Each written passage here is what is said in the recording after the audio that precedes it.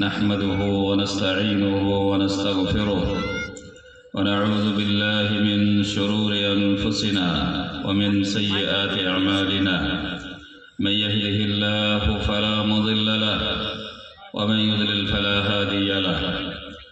وأشهد أن لا إله إلا الله وحده لا شريك له وأشهد أن محمدا عبده ورسوله. أما بعد فإن خير الحديث كتاب الله وخير الهدي هدي محمد صلى الله عليه وسلم وشر الأمور محدثاتها وكل محدثة بدعة وكل بدعة ضلالة وكل ضلالة في النار. أعوذ بالله من الشيطان الرجيم. بسم الله الرحمن الرحيم. والعصر إن الإنسان لفي خسر إلا الذين آمنوا وعملوا الصالحات وتواصوا بالحق وتواصوا بالصبر. আজকের মহতী সভার সুযোগ্য সভাপতি মহাশয়, আজকের সভায় উপস্থিত যোগ্যতম এবং স্বনামধন্য ওলামায়ে কেরাম, অত্র এলাকার দিনপ্রেমী মা ও ভগিনীগণ, সকল প্রশংসা মহান আল্লাহ রাব্বুল আলামিনের জন্য, যিনি আমাদের সৃষ্টি করেছেন, সুস্থ রেখেছেন এবং সুপথে পরিচালিত রেখেছেন। অন্তরস্থল থেকে বলুন আলহামদুলিল্লাহ। অতঃপর তার সর্বশ্রেষ্ঠ এবং আখিরি নবী জনাবে মুহাম্মদুর রাসূলুল্লাহ সাল্লাল্লাহু আলাইহি ওয়াসাল্লামের প্রতি শত কোটি শান্তির ধারা বর্ষিত হোক, যার মাধ্যমে পৃথিবীবাসী শেষবারের মতো অন্ধকার থেকে আলোকিত জগৎ দেখতে পেয়েছে। আল্লাহুম্মা সাল্লি আলাইহি ওয়া বারিক আলাইহি। ব্রাদারান ইসলাম, যেমনটা শুনলেন, আজকে আমার আলোচ্য বিষয় হবে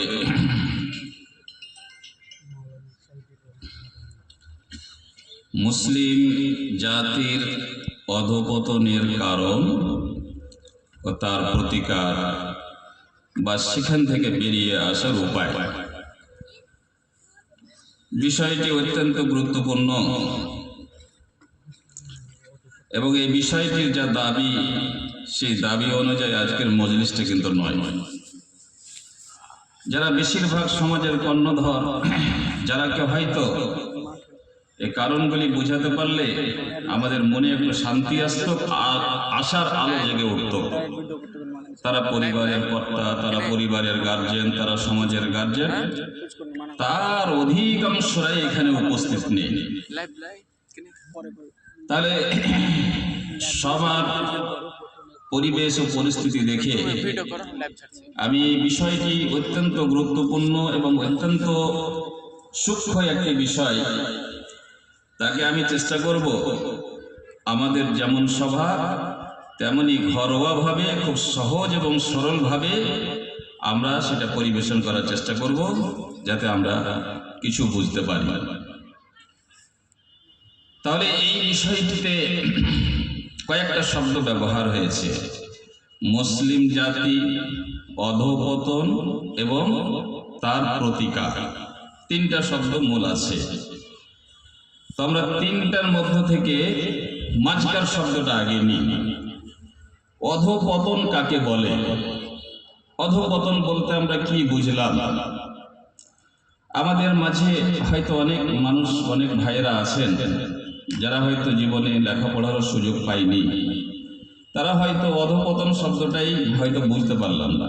অধঃপতন মানে অবনতি, অধঃপতন মানে নষ্ট হয়ে যাওয়া, অধঃপতন মানে খারাপ হয়ে যাওয়া, অধঃপতন মানে অকেজো হয়ে যাওয়া। এক সময়তে ভালো ছিলাম, এক সময়তে আমার মান, মর্যাদা, সম্মান, কোয়ালিটি একরকম ছিল। এখন কিন্তু আর সেই কোয়ালিটিটা নাই এবং সেই গুণগত মানটা আমার নেই। আমি অনেকটাই অকেজো হয়ে পড়েছি। একে বলে অধপতন। আমরা দু একটা উদাহরণ দিই। আপনি 10-15 লাখ টাকা দিয়ে একটা গাড়ি কিনলেন, গাড়িটা আপনার বাড়িতে আছে, থাকলো কিছুদিন পর, 2-4-5 বছর পর দুটি কারণে গাড়িটা আস্তে আস্তে আস্তে আস্তে ড্যামেজ হয়ে গেল। একটা কারণ হতে পারে যে গাড়ির মালিক সে গাড়ির যত্ন জানে না, যত্নই জানে না। 15 লাখ টাকার গাড়ি নিয়েছে, গাড়িটাকে রাখতে হবে কোথায়, তার যত্ন নিতে হবে কিভাবে, তাকে ড্রাইভ করতে হবে কিভাবে, নিজে যদি ড্রাইভ না করি তার জন্য কেমন ড্রাইভার রাখতে হবে, কোন সময় গাড়ির সার্ভিসিং করতে হবে, এই সব বিষয়ের প্রতি কোনো গুরুত্ব দিচ্ছে না। অথবা গাড়িটার অনেক বয়স হয়ে গেছে এবং তাকে তার লিমিট থেকে বেশি ব্যবহার করা হয়েছে, যার কারণে সে অকেজো হতে লেগেছে, খারাপ হতে লেগেছে। বিশেষ করে আমরা অযত্নের কথাটাকে বেশি রাখি, যেটা প্রাসঙ্গিক। অযত্নের কারণে গাড়িটা অল্প দিনের মধ্যে ড্যামেজ হয়ে যাচ্ছে, তার কালার নষ্ট হয়ে গেছে, সে আর ভালোভাবে চলছে না, তাতে চড়ে সেরকম আরাম পাওয়া যাচ্ছে না। তখন গাড়িটা আস্তে আস্তে কি করে, গলিতে এটা সাইডে রেখে দেওয়া হয়। কিছুদিনের মধ্যেই তার উপরে ধুলো ময়লা সব জমে যায়, তারপরে বিরক্তি সৃষ্টি হয়। যার গাড়ি তার বাড়ির লোক আর গাড়িটাকে সহ্য করতে পারছে না। গলিতে গাড়ি রাখা আছে, একটা ফালতু গাড়ি রাখা আছে। তার কিছুদিন পরে বাচ্চা কাচ্চারা ঢিল পাথর ছুটতে শুরু করে, কাঁচটা ভেঙে দেয়। তবে কাঁচ ভাঙতে ভাঙতে বাচ্চারা সুযোগ পেলে গাড়িতেও চেপে যায়, যা খুশি বাচ্চাদের যা হয় তা করে। এর নাম অধঃপতন, এর নাম অধঃপতন।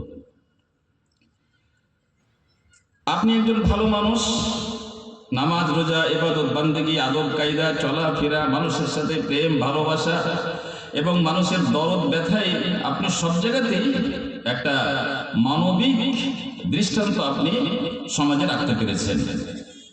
দেখতে দেখতেই আপনি মন্দদের সঙ্গদোষে আপনার ক্যারেক্টারগুলো খারাপ হতে লেগেছে। আপনার দিনের দিন সেই গুণগুলো হারাতে হারাতে আপনি পাকা একটা অমানুষ হয়ে গেছেন। পাকা একটা, আপনার না মুখের ভাষা ভালো, না আপনার চালচলন ভালো, না আদব কায়দা ভালো। মাঝে মাঝে বিড়ি সিগারেটও চলে, তারপরে চলতে চলতে বোতল টোতলও সব চলতে লাগলো।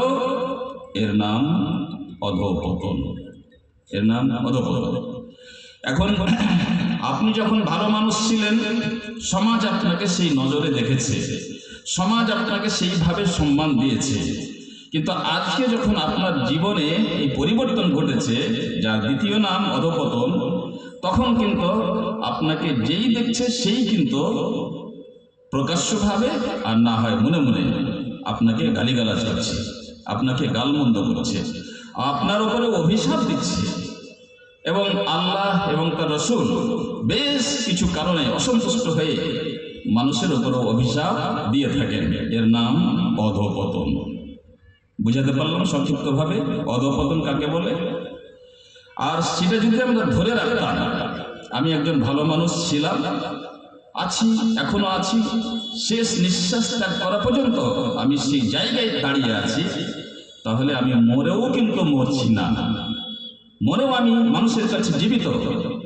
আমাকে লোক শত শত বছর মনে রাখবে, স্মরণ করবে। এটা যদি না করতে পারি, বরং মানুষ আকাঙ্ক্ষা করতে লাগবে যে হারামজাদা মরবে কবে। এর নাম অধঃপতন। তাহলে এই শব্দটা যদি আমরা বুঝে থাকি, তার বিপরীতটা কি? উন্নতি, অগ্রগতি, ভালোর দিকে চলে যাওয়া। উন্নতি, অগ্রগতি, তার বিপরীতটা এটা। এবার এই শব্দটা বোঝার পরে আমরা আসি যে মুসলিম জাতি, মুসলিম মিল্লাত কিংবা মুসলিম সমাজ, এটা আরেকটা শব্দ আমাদের। তো এটা পরিতাপের বিষয়, একটা মানে কি বলে, একটা ধাঁধা, এক অন্ধকার, এক অস্পষ্ট এক ধ্যান ধারণা যে মুসলিম কাকে বলে মুসলিম হওয়ার জন্য একটা মানুষের ভিতরে ন্যূনতম কি গুণ থাকতে হয় সে কথাও আমরা জানার চেষ্টা করছি না। অবহেলা, অবহেলা, উদাসীনতা, যাকে বলে সীমা ছাড়া, সীমা ছাড়া। মুসলিম হওয়া সবচাইতে একটা সস্তা ব্যাপার হয়ে দাঁড়িয়েছে আমাদের মাঝে, অথচ পৃথিবীর মধ্যে সবচাইতে জটিল, সবচাইতে কঠিন, সবচাইতে সূক্ষ্ম, সবচাইতে সৌভাগ্যের বিষয়, সবচাইতে পৃথিবীর মূল্যবান জিনিস যদি কিছু থাকে সেটা হচ্ছে ইসলাম এবং ঈমান। আপনার দেহ, আপনার রক্ত, আপনার মান, আপনার ইজ্জত, আপনার দেহের উপরে জড়ানো কাপড়টা যতটা ইম্পর্টেন্ট নয়, তার চাইতে লক্ষ গুণে বেশি প্রয়োজন আপনার জীবনে ঈমান যথার্থ রূপে আছে না নাই, ইসলামকে আপনি যথার্থ রূপে বুঝেছেন না বুঝেননি। আমাদের বাদিয়া সোসাইটিতে একটা প্রবাদ আছে, এক বেটি ছেলে, মেয়ে ছেলে, হোঁস হোঁস কম, মোটা হোঁস, তার বিয়ে শাদী ঠিক হয়েছে। তো বিয়ে শাদী যখন সময় কাছে আসে, তো যারা বুদ্ধিমান মেয়ে তারা চিন্তা করে আমার নতুন সংসার কেমন হবে, স্বামীর ব্যবহার কেমন হবে, শাশুড়ির জ্বালাতন কেমন হবে, ইত্যাদি ইত্যাদি বিষয় নিয়ে সে বেশ খানিকটা চিন্তিত থাকে। দানা পানি কম খায়, হাসি খুশি হারিয়ে যায়, একটা আতঙ্কের মতো পরিবেশ তৈরি হয়। কার? যার কাছে বুদ্ধি আছে, জ্ঞান গরিমা আছে, যে সেই বিষয়টাকে সেইভাবে ভাবতে পারছে কি হবে আমার, সুখ হতে পারে, দুঃখ হতে পারে, স্বামীর পিটনও চলতে পারে, শাশুড়ির জ্বালাতনও চলতে পারে, আল্লাহ আমার কপালে যে কি আছে, চিন্তায় চিন্তিত থাকে। আর যেটা হোঁচলা, যার জ্ঞান বুদ্ধি কিছু নাই, ফুক ফুক করে হাসছে, যেখানে সেখানে টাপিয়ে বেড়াইছে। কেউ জিজ্ঞাসা করলো যে আরে তোর তো কয়েকদিন পরে বিয়ে শাদী হবে, তো তোর কি কোনো চিন্তা ভাবনা নেই, তোকে ভয় লাগছে না কি হবে কি হবে না, যেখানে সেখানে ফুক ফুক করে হেসে বেড়াচ্ছিস, কি ব্যাপার? তো সে উত্তর দিচ্ছে, বিহা না বিহা, খাবো দাবো, বিমার পাঞ্জরে শুতে থাকবো। তার কাছে বিয়ের ধারণাটা এরকম, বিয়ে না বিয়ে, খাবো দাবো, বিমার পাঞ্জরে শুতে থাকবো, এটা হচ্ছে বিয়ের অর্থ। ঠিক এক একটা 19-20 ছাড়া আজকে আমাদের সমাজের যারা মানুষ, যারা নিজেকে মুসলিম ভাবছে, যারাকে মুসলিম হওয়ার দাবি নিয়ে যারা চলছে, 1% নয় 0.5%কে বাদ দিয়ে প্রায় তাদের 99.5% মানুষের ধ্যান ধারণা এইরকমই হয়ে গেছে, খাবো না দাবো, বিমার পাঞ্জরে শুয়ে থাকবো। মুসলমান হওয়ার ব্যাপারটা ঠিক তার কাছে এইরকম হয়ে গেছে। আরে মাঝে মাঝে টুপি পাঞ্জাবি না হয় একটা টুপি টাপি লাগিয়ে কোনোদিন জুমায় কোনোদিন জানাজায় হাজির হয়ে গেলে মুসলমান হওয়া যায়, কাপড় চোপড় এগুলো ঠিক থাকলে মুসলমান হওয়া যায়। বাপের নাম আব্দুল জব্বার, মায়ের নাম আমিনা, মুসলমান হওয়া যায়, অসুবিধা নেই। আমার বাড়ি মসজিদের পাশে, আমার বাড়ি এক এমন গ্রামে যেখানে মুসলমানেরা বসবাস করে, বাপ মুসলমান, মা মুসলমান, গ্রাম মুসলমান, দাদা মুসলমান, ইত্যাদি ইত্যাদি বিভিন্ন পারিবারিক এবং গ্রাম্য পিতৃ সূত্রে আমি মুসলমান, আমার এটুকাই মুসলমান হওয়ার জন্য যথেষ্ট। ঠিক সেই মেয়ে ছেলেটা যে তার দাম্পত্য জীবন সম্বন্ধে কোনো কিছু ভাবতে পারেনি, খাবো দাবো, বিমার পাঞ্জরে শুতে থাকবো, গরুর গোশ খেয়ে নিলে মুসলমান হওয়া যাবে। পার্থক্যটা কি? কে মুসলমান কে অমুসলিম? আমরা গরুর গোশ খাই এই জন্য মুসলমান, আর অন্যটা গরুর গোশ খাই না এই জন্য সে মুসলমান নয়। এরকম হয়ে যায়নি কি ব্যাপারটা? মুসলমান তো আমরা মুসলমান হওয়ার যে ধারণাটা নিজের কাছে পোষণ করেছি, এখানে ওলামায়ে কেরামেরা বসে আছেন, 1 পয়সা আল্লাহর কাছে কোনো দাম নাই, দাম নাই।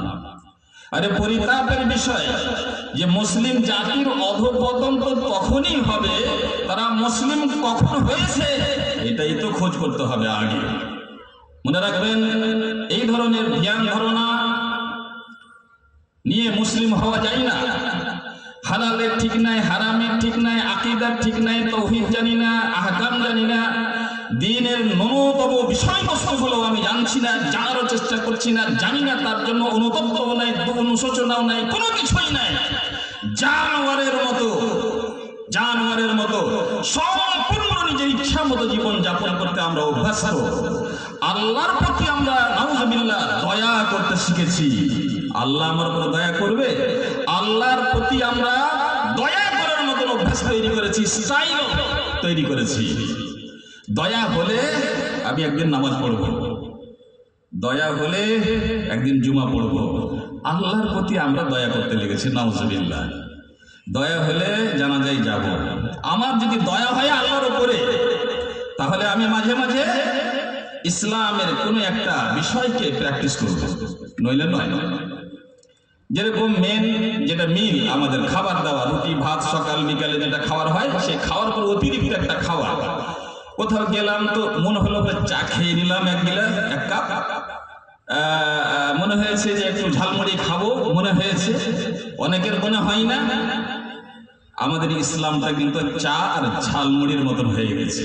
আমরা মুসলিম হইনি তো মুসলিমের অধঃপতন কোথা থেকে হবে? হইনি তো। আমি গাড়ি কিনিনি, আর আমার গাড়ির ড্যামেজ হলো কিনা, গাড়ি চলে না, এই নিয়ে আমি ব্যস্ত হচ্ছি। যদি অহেতুক ব্যস্ততা। মুসলমান হতে গেলে ন্যূনতম কোনো যোগ্যতার প্রয়োজন আছে, অথচ খুবই সাধারণ বিষয় এটা। আমরা বিনা যোগ্যতাতে কাউকে সম্মান করি না। এখানে মৌলানা শাহাবুদ্দিন সাহেব আছেন।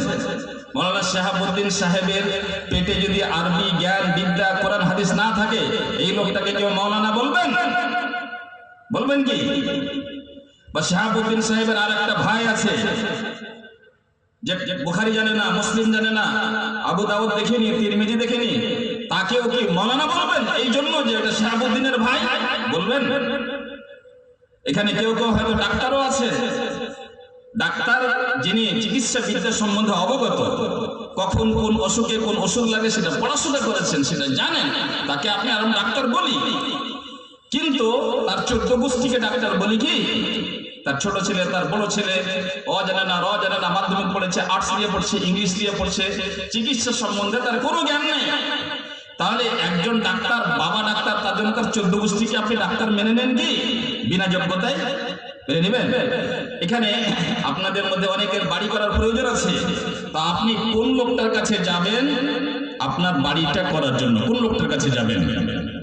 যার ভিতরে এই কলা, এই বিদ্যা আছে, যে ইট পাথরের পরিমাণ জানে, সিমেন্টের পরিমাণ জানে, কত মাপের রড লাগবে, কিভাবে সেটাকে গাঁথনি করতে হবে, কিভাবে ডিজাইন করতে হবে, এইরকম একটা জ্ঞান সম্পন্ন মানুষের কাছে তো আপনি যাবেন না। মিস্ত্রির ছোট বেটা, বড় বেটা, তার বাপ, চাচা, সবাইকে আপনি মিস্ত্রি মনে করবেন? যোগ্যতা থাকুক আর না থাকুক, আমার ভিতরে, আপনার ভিতরে, আমাদের সমাজের হাজার হাজার মানুষের ভিতরে ইসলামের কোন জ্ঞান, ইসলামের কোন আমল, ইসলামের কোন ব্যথা দরদ আছে কি নাই নির্বিশেষে তারা সকলেই মুসলমান হওয়ার দাবি করছে। এই দাবি মিথ্যা, এই দাবি মিথ্যা।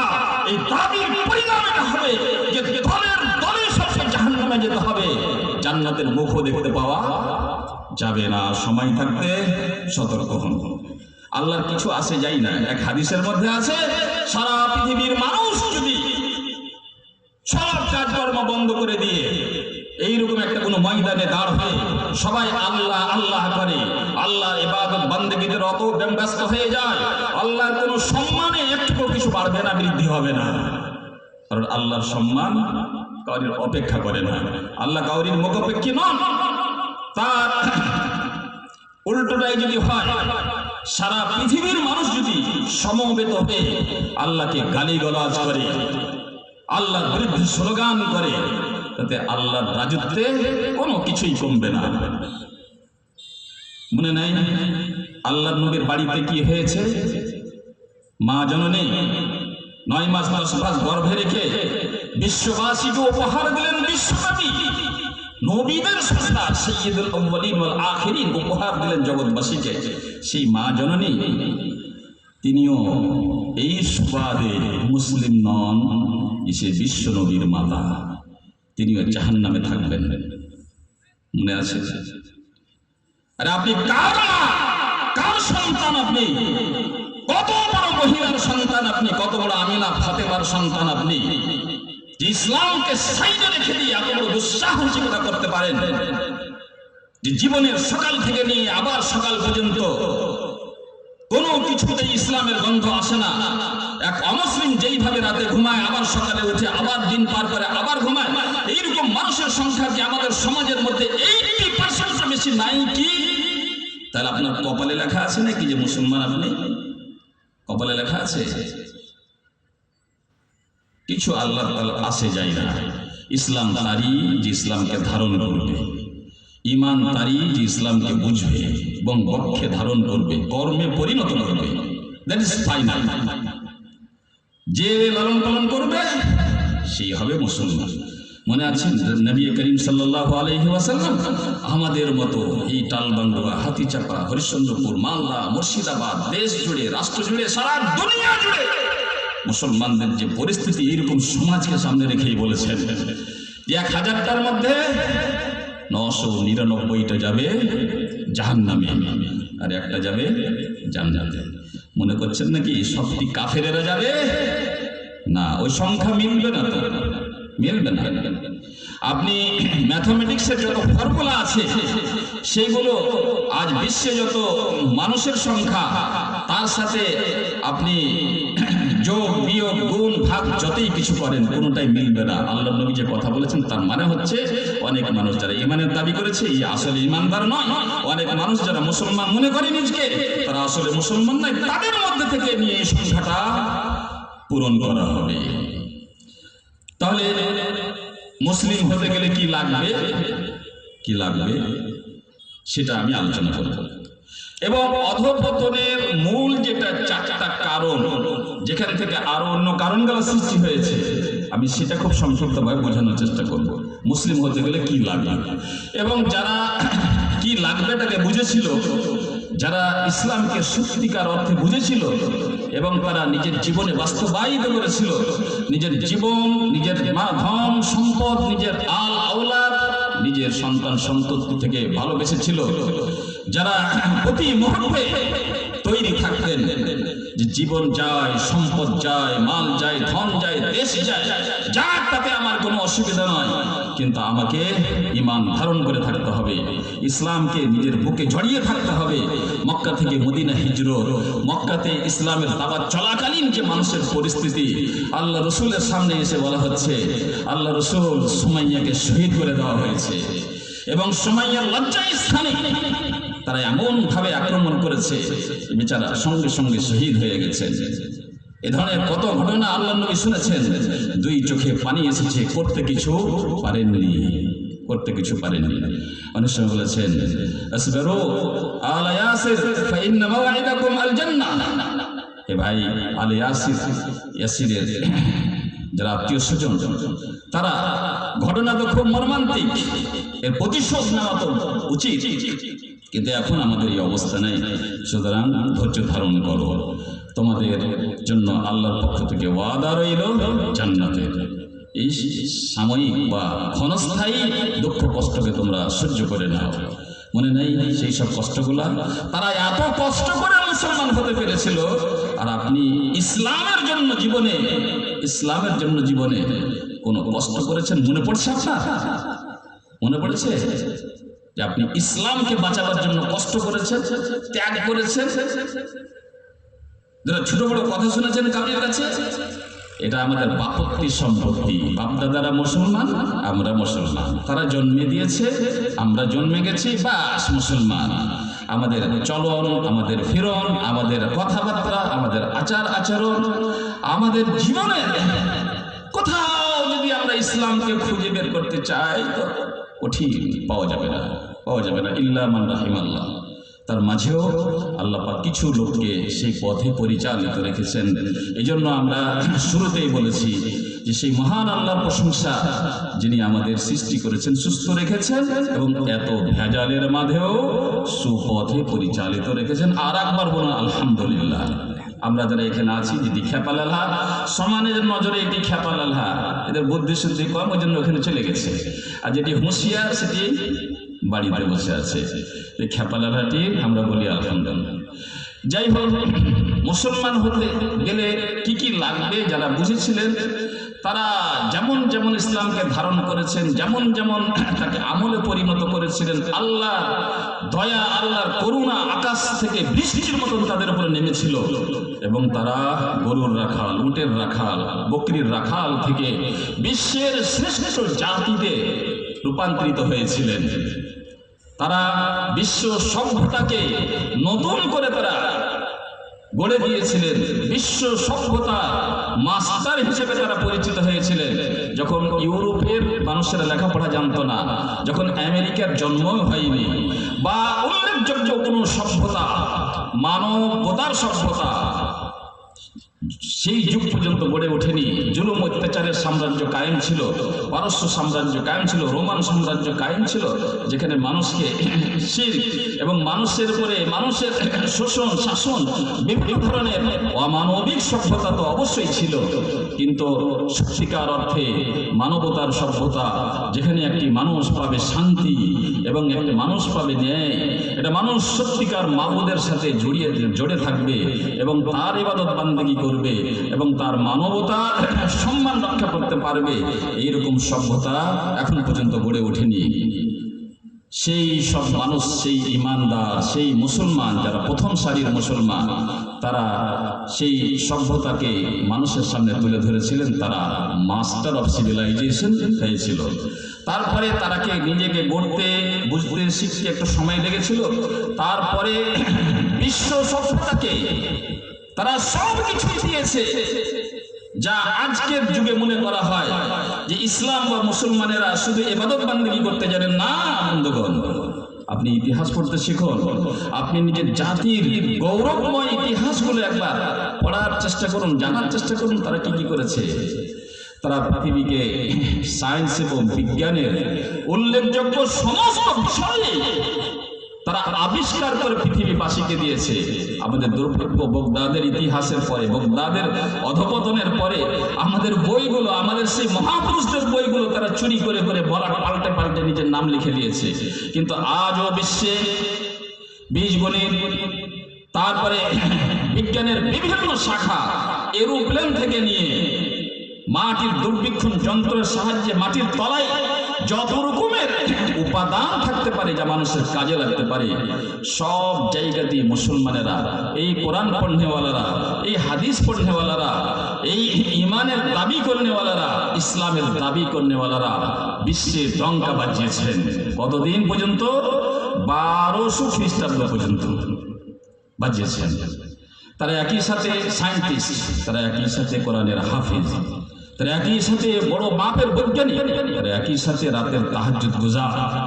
আমি সময়ের অভাবে ওই ফিল্ডে যাচ্ছি না।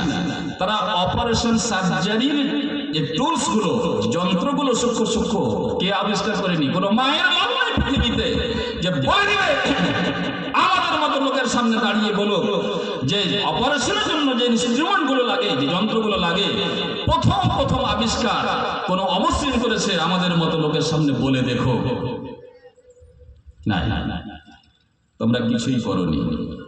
তাদের কাছ থেকে শিখে শিখে পরে ধারণ করেছে। আজ মানুষের কাছে ধারণা হয়ে গেছে যে এগুলো আমেরিকায় হচ্ছে, ইউরোপে হচ্ছে, জাপানে হচ্ছে, অমুক জায়গায় হচ্ছে, ধমুক জায়গায় হচ্ছে। আর যারা কোরআন পড়নেওয়ালা, হাদিস পড়নেওয়ালা, মুমিন মুসলমান, তাহাজ্জুদ গুজার, তাদের দ্বারাই বোধহয় কিছু হয়নি, আর হবেও না। কিন্তু এটা সম্পূর্ণ মিথ্যা। আমরা ইতিহাসও তো পড়ি না, ইতিহাস তো দূরের কথা। রোজ সূরা ফাতিহা পড়ি নামাজে, সূরা ফাতিহার বাংলা তর্জমাটা তো জীবনে পড়ার তৌফিক হলো না। এত রকম করে কিছু কিছু আমাদের বক্তা আছে, আর আমার মতো কিছু বেয়াদব বক্তা আছে, খুব কড়া কড়া ভাষাই বলে, উচ্চবাচ্য করে বলে। তাও তো লজ্জা শরম হয় না যে সূরা ফাতিহারই মানেটা একদিন পড়ি। প্রত্যেক নামাজে তো পড়তে হচ্ছে, তার মানেটা কি একবার পড়ি তো ইতিহাস, ওই সেই যুগের ইতিহাস পড়ার তো টাইম নেই আমার কাছে। পাবজি খেলার টাইম আছে, অমুক খেলার টাইম আছে, দবা খেলার টাইম আছে, বাকার বাকার করার টাইম আছে, সকাল বিকাল নিয়মিত স্ট্যান্ড বাজি করার টাইম আছে, পানের দোকানে, চায়ের দোকানে চা খাওয়া হলো, ওখানকার গল্প শেষ হলো, আর এক জায়গায় ফোঁফা দিয়ে ধুলাটি ঝেড়া আর একবার বসলো, আর একবার গল্প চললো। এইরকম উল্টো পাল্টো কাজ করার আমাদের কাছে বহু সময় আছে। তারা হচ্ছে সত্যিকার অর্থে মুসলিম, এবং তারা পৃথিবীকে ঢোল বাজা করে বাজিয়ে দিয়েছেন। তারা আজকে ঢোলের মতো বাজছে। তারা কি এখন কেউ ঢোল পিটা করে পিটছে? কারণ তাদের অধঃপতন হয়েছে। কি অধঃপতন হয়েছে? তারা ইসলাম কি জিনিস বুঝে না। তারা যারাও যেটুকু বলছে তারা তার প্রতি আমল করছে না।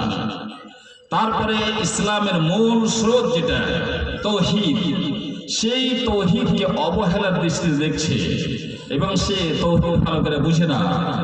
তাওহীদের যে পরিপন্থী জিনিস, শিরক, বিদআত, বিভিন্ন ধরনের কুসংস্কার, সেগুলিকে অনেক সময় অনেক মানুষের প্ররোচনায় পড়ে সেগুলোকে আংশিকভাবে কিংবা পুরোপুরিভাবে ধারণ করে যাচ্ছে।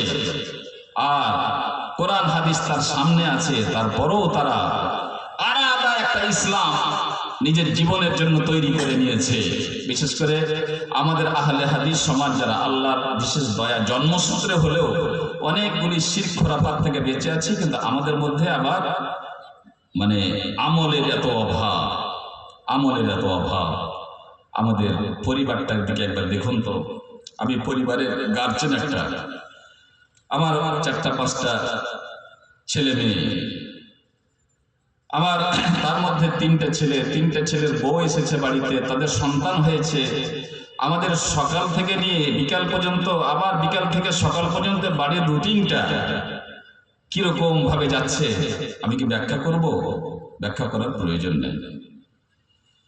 তবে আমি এখন আসি, ঘরোয়াভাবে বিষয়টা আলোচনা করছি। আমি বুঝতে পারছি যে সময় খুব কম এবং পরিবেশটাও সেরকম নয়। তো তারা কি বুঝেছিল, আমাদের কি বুঝতে হবে? আমাদের যে ভুলভাল হয়েছে সেগুলো সাইডে রাখি। আমি যদি এখনো মুসলিম হতে চাই, সত্যিকার অর্থে মুসলিম হতে চাই, আমার অধঃপতন থেকে আমি যদি মুক্ত হতে চাই,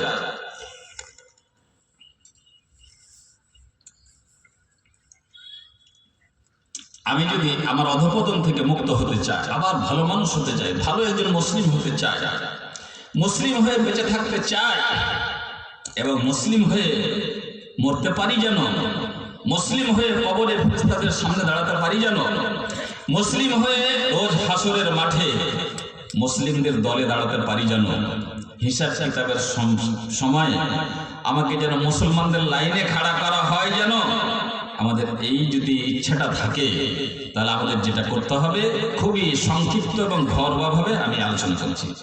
প্রথম কাজ হচ্ছে আপনাকে জ্ঞান অর্জন করতে হবে। জ্ঞান অর্জন করতে হবে। এই যে মাওলানা সাহেব জ্ঞানের কথা আর কইয়েন না, জ্ঞান তো ভারদাম চলছে। 10 কাঠা পরে পরে মিশন, 10 কাঠা পরে পরে ছোট বড় নার্সারি, স্কুল কলেজের অভাব নাই। মাওলানা সাহেব নতুন করে আমরাকে কি বুঝাচ্ছেন? এরকমই ব্যাপার নাকি? আল্লাহ কোন জ্ঞান অর্জন করতে বললেন? জ্ঞান মানে এখানে কি আমরা কোনদিন ভেবে দেখার চেষ্টা করছি না। আমরা যেই কোনো জিনিস, যেই কোনো স্কুল কলেজ মাদ্রাসায় কোনো ছেলে মেয়েকে দিয়ে দিলে আমরা মনে করি যে আল্লাহর এই দাবিটা বোধহয় পূরণ হয়ে যাচ্ছে। আপনার জ্ঞান থাকতে হবে, সেই জ্ঞানটা আবার ব্যাখ্যা করা হয়েছে। জ্ঞানটা 3টে জিনিসের সমষ্টি। কি কি জ্ঞান থাকতে হবে আপনার ভিতরে? সর্বপ্রথম হচ্ছে মারিফাতুল্লাহ, আল্লাহর সম্বন্ধে, আল্লাহর সম্বন্ধে আপনার কাছে জ্ঞান থাকতে হবে। আচ্ছা, ওই মাওলানা সাহেব কি কথা বলেন, আল্লাহ সম্বন্ধে আমরা কিছু জানি না? অবশ্যই জানি। আমি কি হাত তুলতে বলবো যে আল্লাহ সম্বন্ধে 5টা কথা জানেন গোছগাছ করে? এরকম কয়টা লোক আছেন এখানে? আল্লাহ সম্বন্ধে মাত্র 5টা কথা গোছগাছ করে জানেন, এরকম লোকটি হাত উঠান। ওঠা মাশাআল্লাহ, একজন, দুজন, তিনজন, চারজন, পাঁচজন, পাঁচটা কথা বুঝতে পারছেন অবস্থাটা? পাঁচজন হাত উঠেছে। আল্লাহ সম্বন্ধে, আল্লাহ আমার মনিব, আল্লাহ আমার সৃষ্টিকর্তা, আল্লাহ না হলে আমি একবার চলতে পারবো না, আল্লাহ জান্নাত বানানেওয়ালা, আল্লাহ জাহান্নাম বানানেওয়ালা, আকাশ জমিন ইত্যাদি ইত্যাদি। আর সেই আল্লাহর প্রতি ঈমান রাখার দাবি করে চলেছি, আর তার সম্বন্ধে পাঁচটা কথা জানি না। এই হচ্ছে আমাদের অবস্থা। আমাকে আল্লাহ সম্বন্ধে জানতে হবে। আমাকে জানতে হবে বলতে আমাকেই যেমন জানতে হবে, আমার সন্তান সন্ততিকে জানতে হবে, আমার স্ত্রীকে, আমার পরিবারের সমস্ত মানুষরাকে আল্লাহ সম্বন্ধে সম্যক একটা ধারণা রাখতে হবে। আল্লাহর অস্তিত্ব, আল্লাহর ওজুদ, আল্লাহর গুণাবলী, আল্লাহর সিফাত, আল্লাহর গুণাবলী সম্বন্ধে আমরা কোনোদিন ভেবে দেখেছি? আল্লাহর গুণ কিরকম গুণে তিনি গুণান্বিত, আল্লাহর রুবুবিয়্যাত, আল্লাহর উলুহিয়্যাত, আল্লাহর ইবাদত বান্দেগী, আল্লাহর ইবাদত বান্দেগী করব কেন আর করবো তো কিভাবে করব, সেই বিষয়গুলো কি ভেবে দেখেছি? এত মহান সৃষ্টিকর্তার এই সম্বন্ধে আমি কিছু জানলাম না, আর আমি নিজেকে জ্ঞানী মনে করছি। এই হচ্ছে আমাদের অবস্থা। তাহলে আল্লাহর একত্ববাদ, আল্লাহর গুণাবলী সম্বন্ধে আপনাকে একটা ছোট উদাহরণ দিই যে আমাদের কত অভাব রয়েছে। আল্লাহ আল্লাহ বললেই যথেষ্ট মনে করি আমরা, আর কিছু ভাবাভাবি করি না। কিন্তু আল্লাহর গুণ হচ্ছে আমাদের শিখতে হবে, বাচ্চাদের শিখাতে হবে, বাড়িতে সেরকম পরিবেশ তৈরি করতে হবে, তার জন্য সেই রকম একটা শিক্ষার প্ল্যাটফর্ম তৈরি করতে হবে। উপায় নাই, আপনাকে কোনো একটা জিনিস করতেই হবে। আল্লাহ সম্বন্ধে এটা আমরা শুনেছি যে আল্লাহ শুনতে পান, আল্লাহ দেখতে পান, এটা শুনেছি না শুনিনি? আল্লাহ জানতে পারেন। তাইলে কমসে কম এই তিনটারই একটা উদাহরণ দিই। কেমন করে দেখতে পান, কেমন করে শুনতে পান, তার শক্তি কি, তার পাওয়ারটা কতখানি, সে কথা আমাদের জানা হয়েছে। তো নবী করিম সাল্লাল্লাহু আলাইহি ওয়াসাল্লাম বলছেন, ইন্নাল্লাহা লা ইয়ালামু দাবিবান নামলি, আল্লাহ রাব্বুল আলামিন একটা কালো পিঁপড়া কালো পাথরের উপরে অন্ধকার রাতে যদি চলে, তিন কালো আছে কিন্তু, পিঁপড়াটাও কালো, পাথরটাও কালো, এবং রাত, অন্ধকার রাত, সেই অন্ধকার রাতে যদি ছোট্ট একটা পিপীলিকা চলে পাথরের উপরে, তাহলে আল্লাহ রাব্বুল আলামিন সেই কালো পিঁপড়াটাকে দেখতে পান। দেখতে তো পান, তার পায়ের শব্দটাও শুনতে পান। তা আমরা আল্লাহ রাব্বুল আলামিন জানেন, দেখতে পান, শুনতে পান, তার পাওয়ারটা কত সেটা তো আমরা জানলাম না। আমাদের সন্তানকে জানাবার সুযোগ করে দিলাম। পয়দা হলো ছটছট করে টেনে কোনো প্রাইমারি স্কুলে ভর্তি করে দিলাম, না হয় কোনো নার্সারি, কোনো ইহুদি খ্রিস্টান কিংবা কোনো মুসলিম মালিকের স্কুলে ভর্তি করে দিলাম। সিলেবাস জানলাম না, জিজ্ঞাসা করলাম না, এবং সিলেবাস সাধারণত জানাই আছে, সেখানে বাংলার জায়গা হবে, ইংরেজির জায়গা হবে, বিজ্ঞানের জায়গা হবে। এবং সেই সমস্ত প্রতিষ্ঠান যারা একজন মুসলিম নিজের সম্পদ, নিজের টাকা পয়সা ব্যয় করে, এবং ভারতবর্ষের সংবিধান তাকে অধিকার দিয়েছেন যে ধর্ম, কর্ম, তার সংস্কৃতি বজায় রাখা, তারপরে ভীতু জাতি নিজের সম্পদ লাগিয়ে নিজের প্রতিষ্ঠানে সকল সাবজেক্টকে জায়গা দিয়েছে, কিন্তু জায়গা দেয়নি যদি, সেটা হচ্ছে আল্লাহ এবং তার রাসূল। প্রতিষ্ঠানে যার জায়গা হবে না সেটা হবে আল্লাহ এবং তার রাসূল, তার জায়গা হবে না। প্রয়োজন হলে একটা সাবজেক্ট বাড়াতে হবে, ডান্স সাবজেক্ট একটা বাড়াতে হবে, ডান্স, কিন্তু তারপরও আরবি পড়া যাবে না, হাদিসের দাস দেওয়া এখানে যাবে না। এই হয়েছে আমাদের চরিত্র। এটার নাম হচ্ছে অধঃপতন।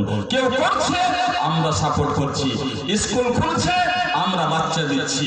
আমরা কেন এটা ভাবতে শিখি না, তাকে ভাবাতে শিখি না যে আমরা বাচ্চা দেবো তোমার স্কুলে, কিন্তু সত্য হলো সেখানে আল্লাহর নাম, রসুলের নাম, ইসলামের নাম, কবরের নাম, হাসরের নাম, আখিরাতের নাম থাকবে। এবং সেই রকম সেবা যদি তুমি রাখো, তাহলে আমি তোমাকে আমার সন্তান দেব, নইলে দেব না। 4 দিনে তার পাতলা পায়খানা শুরু হয়ে যাবে।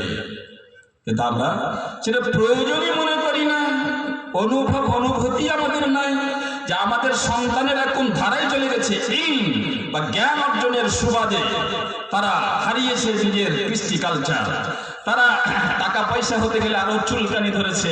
টাকা পয়সা হতে গেলে যেমন তেমন স্কুলে হবে না, দামি কোনো প্রতিষ্ঠানে হতে হবে, হোক সেটা কোনো খ্রিস্টান মিশনারি, হোক সেটা কোনো ইহুদি মিশনারি, হোক কিংবা কোনো অমুসলিমদের কোনো মিশনারি হলেই হলো। এসি ফেসি বিল্ডিং এর চমক দমক ঠিকঠাক আছে কিনা এবং ম্যাথ সায়েন্সের মাধ্যমিকের রেজাল্ট ভালো আছে কিনা সেই রকম কোনো কিছুকে বিবেচনা করে আমাদের ছেলেরাকে মেয়েরাকে সেই জায়গায় জ্ঞান অর্জন করতে দিলাম। সেই জ্ঞান অর্জন করার জায়গাতে সে হারিয়েছে নিজের দ্বীন, হারিয়েছে নিজের ঈমান, হারিয়েছে নিজের কৃষ্টি কালচার। ধাপে ধাপে দিনে দিনে মিনিটে মিনিটে মুহূর্তে মুহূর্তে সে অনস্বামিক কৃষ্টি কালচারের মাধ্যমে লালিত পালিত হয়েছে, বরং ইসলাম বিরোধী কৃষ্টি কালচারের মাধ্যমে সে মাধ্যমিক দিয়েছে, উচ্চ মাধ্যমিক দিয়েছে, গ্রাজুয়েশন করছে এবং ইউনিভার্সিটির কথা তো আপনারা জানেনই। কে তৈরি করলো?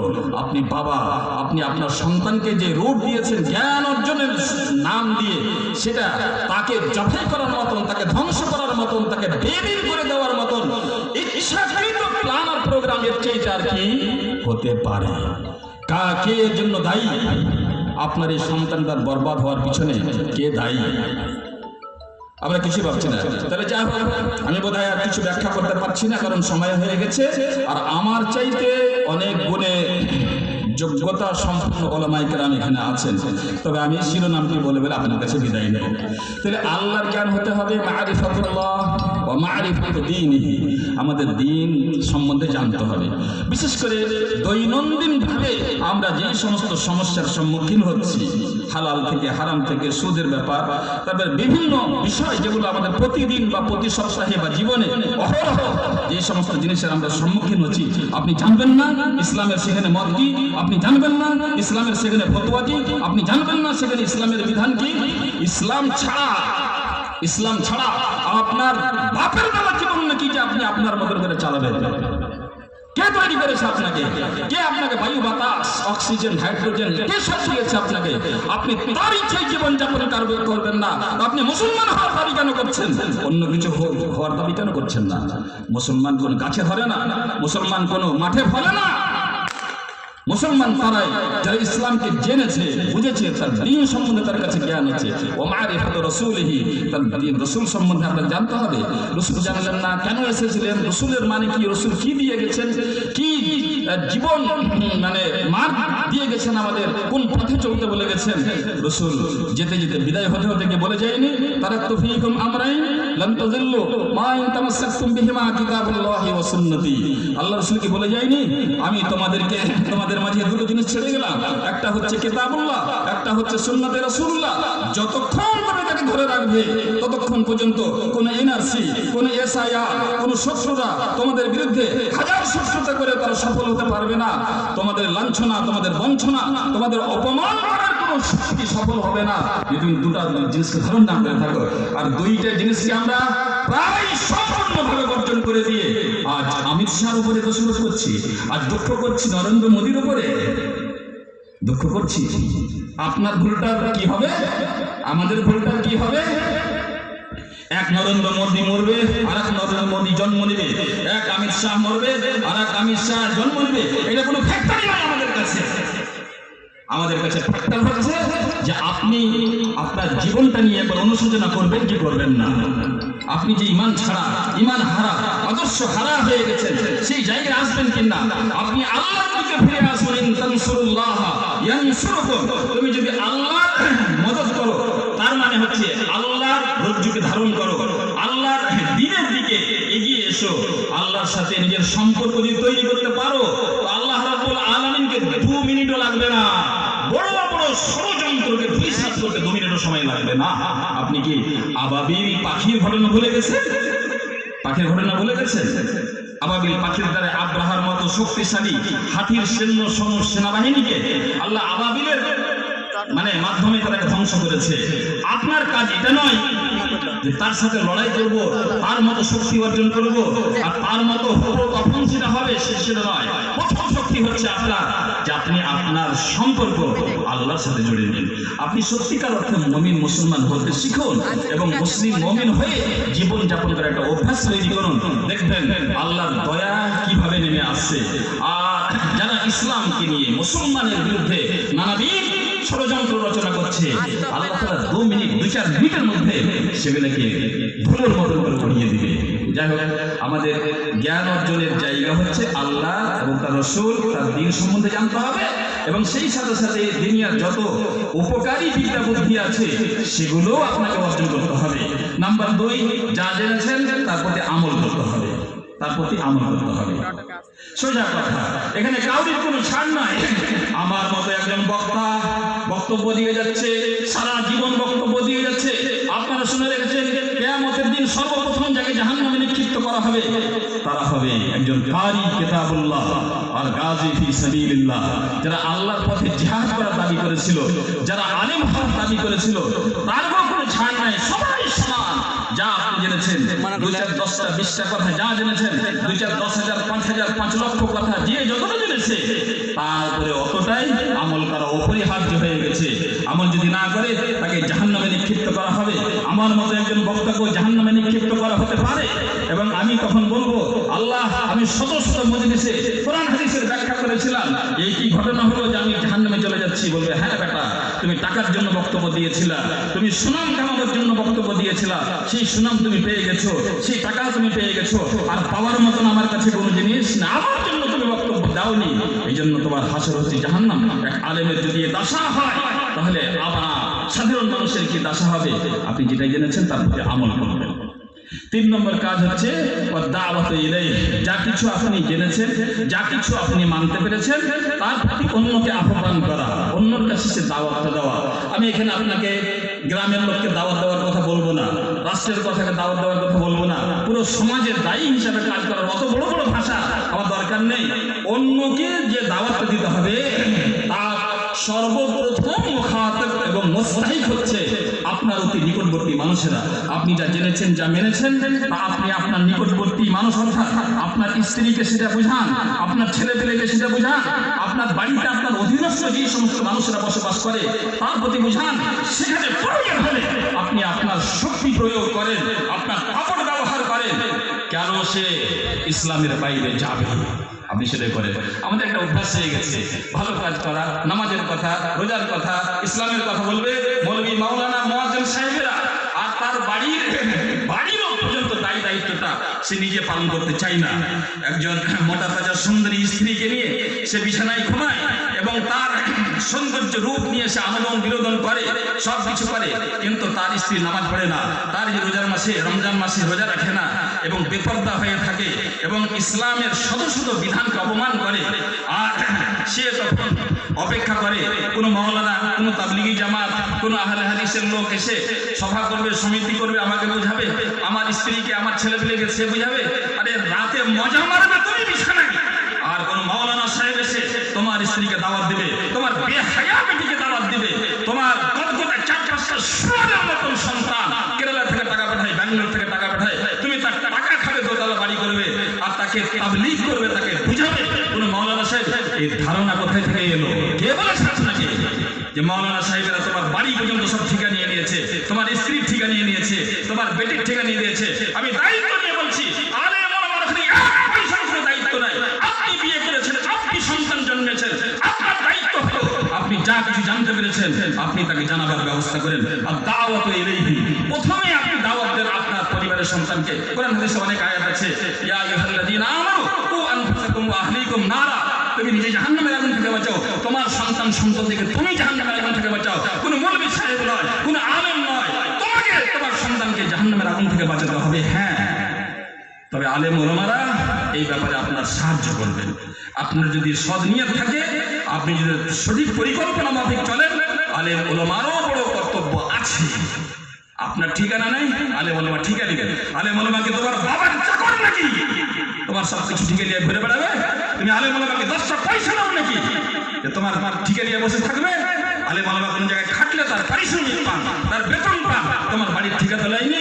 সুতরাং তোমার বাড়ির লোকেরা যদি জাহান্নামে যায়, তার জন্য একমাত্র তার দায়িত্ব তোমার ঘাড়ে বর্তাবে। এবং মনে রাখেন, আপনার আমার অবহেলার কারণে আমাদের সন্তানেরা যদি জাহান্নামে চলে যায়, আপনি 14 বার হজ করেন, 14 বার উমরা করেন, আপনার জাহান্নামে যাওয়ার কোনো রাস্তা নেই।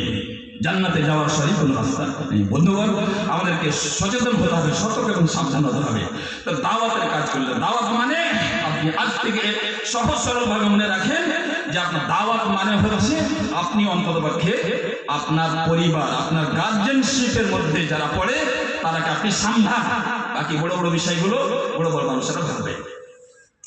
আপনি যখন এই ধরনের একটা সুন্দর জীবন করতে যাবেন তখন কিন্তু সহজে সেটা সম্ভব হবে না। অনেক বাধা বিপত্তি, অনেক রকমের কোন ঠাসাঠাসির ব্যাপার হবে।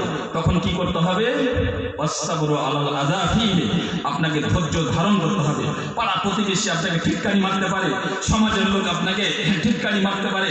সমাজের লোক যেহেতু বদ জিনিসের অভ্যস্ত হয়ে গেছে, খারাপ পথে চলে চলে খারাপের সংখ্যা বেশি হয়ে গেছে, সুতরাং একজন ইমানদার মানুষের জীবনটা একটু কোণঠাসা হতেই পারে। তার প্রত্যেকটা পায়ে পায়ে নিত্য নতুন সমস্যা তৈরি হতে পারে, এবং এটাই হচ্ছে মানব জীবনের ইতিহাস। যখনই আপনি কাউকে ভালো কথা বলতে যাবেন তখনই আপনার প্রতি বিষ ভিসানি একটা শুরু হবে। নবীদেরকে মার খেতে হয়েছে, সাহাবায়ে কেরামদেরকে জীবন দিতে হয়েছে। ভালো মানুষের, ভালো পথে চলা মানুষের পথটা কিন্তু খুব সুঠাম, সুন্দর নয় এবং খুব সুখের নয়, সেটা কষ্টকর পথই বটে। সেই জন্য সেখানে ধৈর্য ধারণ করতে হবে। হুট করে একটু মুসিবত এলো, আপনি ইসলাম থেকে সরে গেলেন। হুট করে কেউ কিছু বললো, আপনি সরে গেলেন। হুট করে কোনো স্বার্থে দেখা লাগলো, আপনি সেখান থেকে সরে গেলেন। কেন? আপনাকে প্রয়োজন হতে গেলে ধন সম্পদ, সন্তান সন্তান সবকিছু কুরবান করতে হবে। আপনাকে সবকিছু ত্যাগ করে বাঁচাতে হবে ঈমান। আল্লাহ তাআলার কাছে দোয়া করি, আল্লাহ যেন আমাদের সঠিক ইসলামের স্রোত, যেটা ধারণা, যেটা মানে ধারা, যেটা সেই জায়গায় ফিরে আসার জন্য আল্লাহ তৌফিক দান করেন। আমাদের জানতে অজান্তে আমাদের দ্বারা যে সমস্ত ভুল ভ্রান্তি হয়েছে, আল্লাহ তুমি ক্ষমা করো। আল্লাহ তুমি আমাদের জাহান্নাম থেকে মুক্তি দাও, এবং আমাদের সন্তান সন্ততিকে আমাদের অবহেলার কারণে জাহান্নামে চলে যাবে। আল্লাহ তুমি আমাকে ক্ষমা করো এবং আমার পরিবারকে জাহান্নামের আগুন থেকে বাঁচাও। আকুলু কাওলি হাযা ওয়া আস্তাগফিরুল্লাহ লি ওয়া লাকুম ওয়া লিসাইরিল মুসলিমিন ফাস্তাগফিরুহু ইন্নাহু হুয়াল গফুরুর রহিম। আসসালামু আলাইকুম ওয়া রাহমাতুল্লাহি ওয়া বারাকাতুহু।